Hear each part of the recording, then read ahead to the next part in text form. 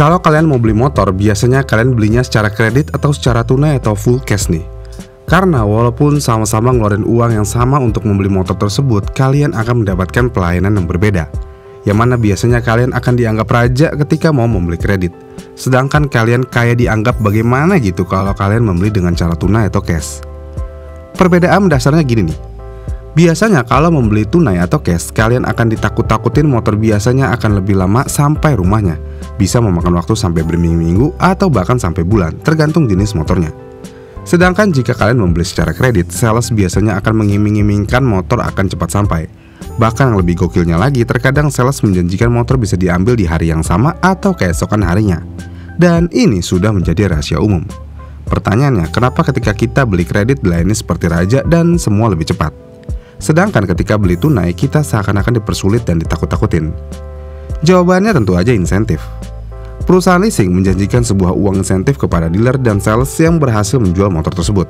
Maka nggak heran kalau sales mengejar orang yang mau membeli kredit. Karena ya udah pasti untung jadi double kan kalau beli kredit.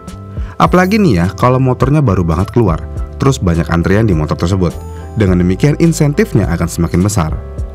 Pertanyaan lainnya, emangnya kalau beli tunai nggak bisa dapat insentif sales ya?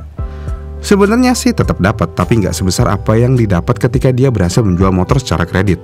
Ya karena sales tersebut hanya akan dapat insentif dari kantor aja, nggak ada tambahan dari leasing.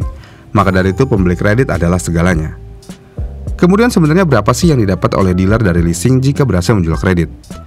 Untuk menjawab hal ini sebenarnya jumlah subsidi dan insentif yang diterima dealer cukup bervariasi tergantung daerahnya. Misalnya kalau di Jakarta sama Depok ataupun Bogor sudah pasti berbeda jumlahnya. Selain itu dari jenis motor juga sudah pasti berbeda, dan lagi merek motor juga akan berbeda. Jadi meskipun jumlahnya berbeda-beda dan selalu berubah, secara prinsipal ya konsepnya sama. Dealer akan mendapatkan subsidi dan insentif untuk menjual secara kredit sehingga banyak dealer akan lebih mengutamakan penjualan kredit. Ya namun nih, walaupun banyak banget sales yang melakukan hal ini, tapi nggak semua dealer kayak gini.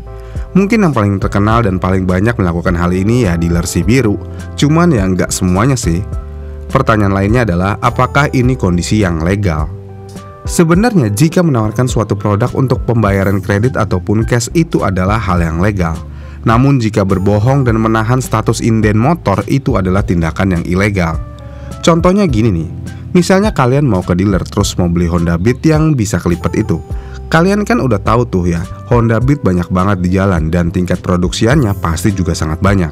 Jadi nggak mungkin kan Honda Beat akan inden selama 2 mingguan atau sampai berbulan-bulan. Ya secara motor tersebut adalah motor kacang.